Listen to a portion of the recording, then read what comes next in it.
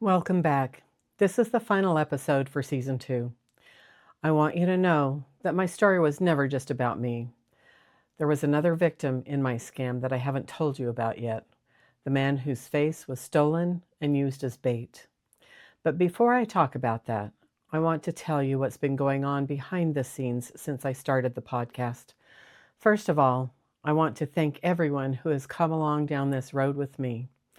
I am grateful for the support I've received, and I want you to know that this is what keeps me going.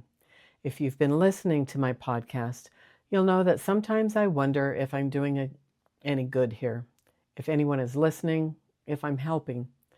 But when I stand back and look at the bigger picture, I can see that some people are paying attention.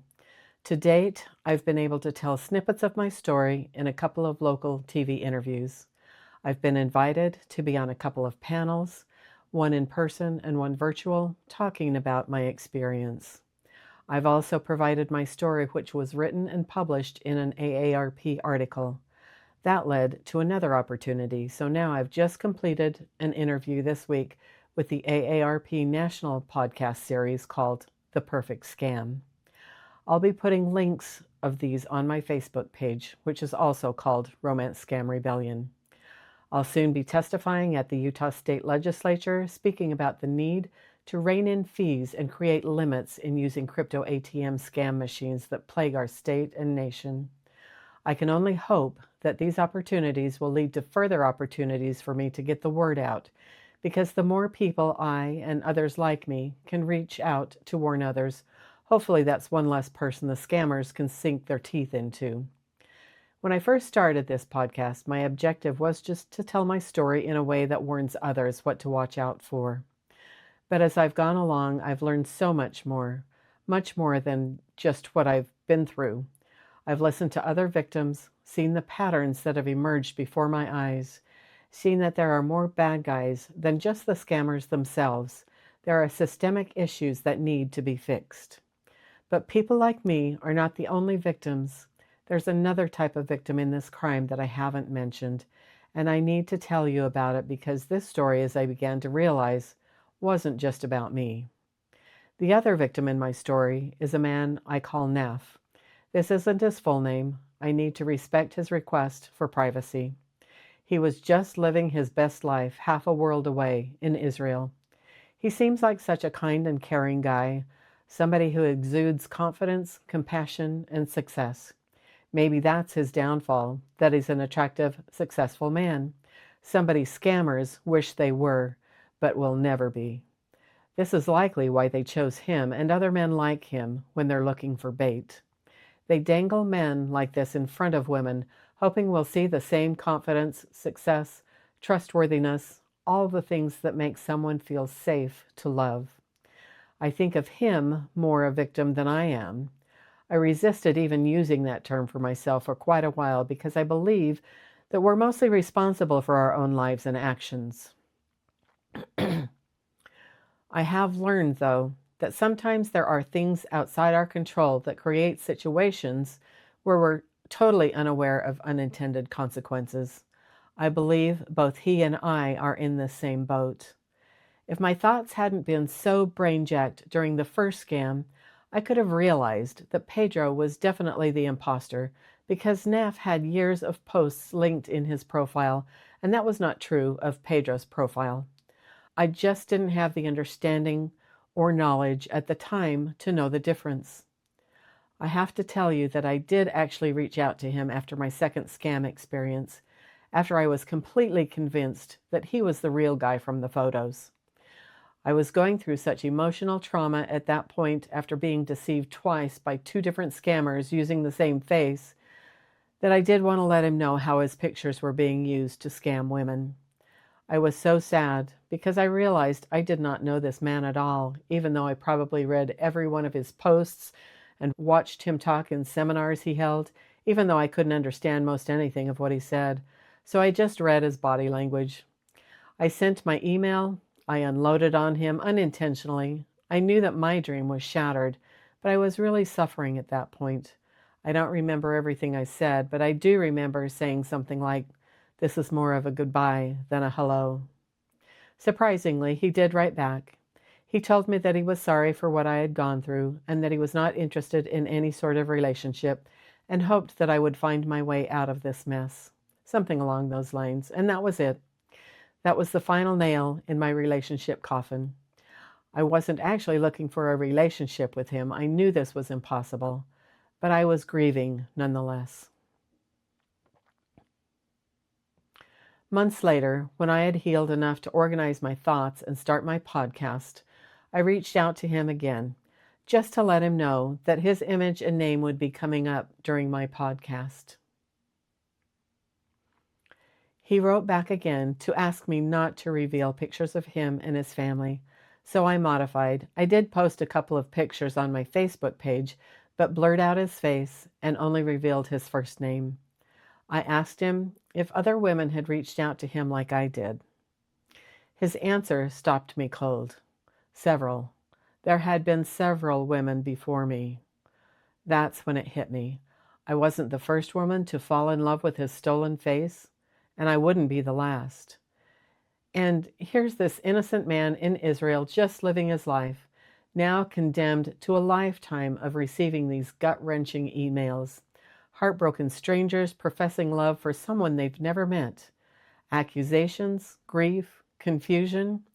How heartbreaking that through no fault of his own, he is destined to have the same scenario play out like the one I put him through who knows how many times in his life. Like the movie Groundhog Day, but tragic instead of funny. I'm going to read you his statement because what he experienced and what I experienced are two opposite sides of the same crime. He had his identity stolen and used as bait. I had my heart and money stolen. The scammer profited from both.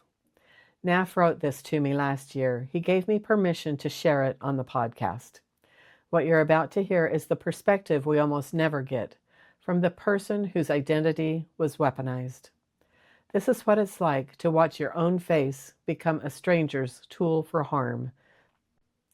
There was a time when I was truly a total social media enthusiast. I thrived on sharing every piece of my life online.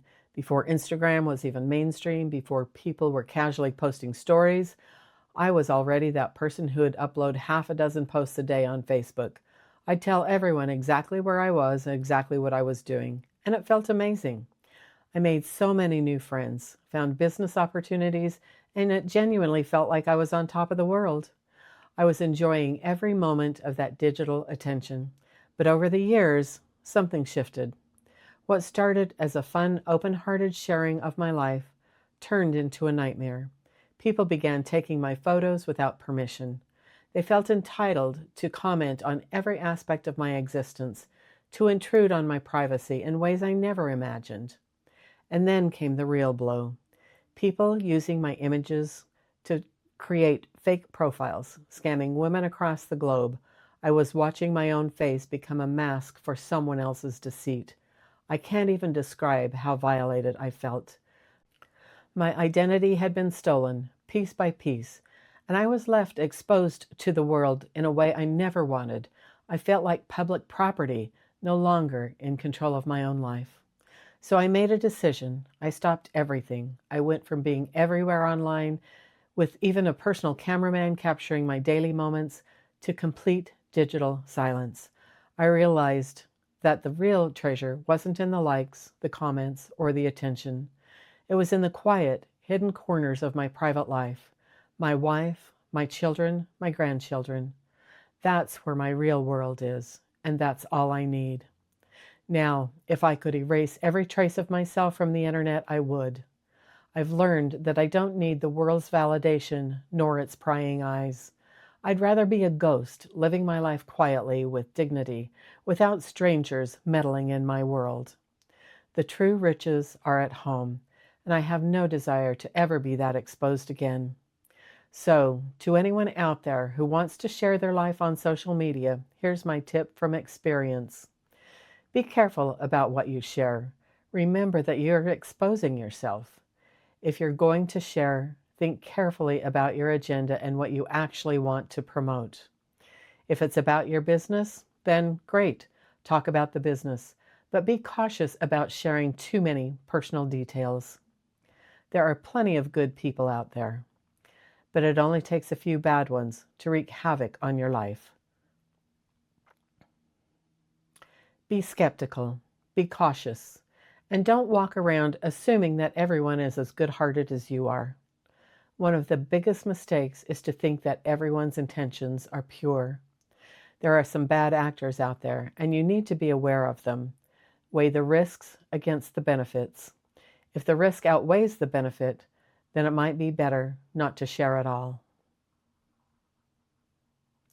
Listen to what he's saying. I'd rather be a ghost. That's what this crime does. It doesn't just steal money or faces, it steals the ability to exist and communicate freely in the world. Neff retreated into silence to protect himself and his family, and I completely understand that. But now I have to make the opposite choice. I'm stepping into the noise, into the exposure. I'm now navigating the social media cesspool, not because I want to, but because I feel compelled to warn everyone who is a potential victim. Interesting that he disappeared because of the scam, and I appeared because of the same scam. Two paths diverging from the same crime. He chose privacy, I chose visibility. Neither choice is wrong, but both choices were forced on us by criminals who may never face justice and platforms that profit from the chaos. Thank you, Neff, for trusting me with your words, for helping people understand that identity theft isn't victimless, for being brave enough to speak even while you're trying to disappear. So, what happens next? I continue investigating, continue warning, continue speaking up. Because Neff can't, he's chosen silence to protect himself and his family. But I have to speak out, and I'll continue to do so. My heart breaks every time I hear another person has been scammed. Education, awareness, this is the key. I have to do my part in getting the word out. As I've learned more, I realize the scammers weren't operating alone. There are enablers everywhere. Big tech platforms that allow fake profiles to thrive, crypto ATM companies like Bitcoin Depot that charge huge markups on every fraudulent transaction, profiting directly from crisis. Wire transfers, cryptocurrency exchanges, an entire ecosystem designed to extract maximum profit from victims. There's so much more to learn, so much more work to do, but I do have to take a break now. Thank you to everyone who's listened to Season 2, to the survivors who've reached out, to the family members trying to understand, to the skeptics who stayed anyway. This is the Romance Scam Rebellion. Season 2 is complete, but the work continues because the scammers aren't stopping and neither am I. In Season 3, watch for more investigations, survivor interviews, policy fights, and tech accountability. Thank you for listening.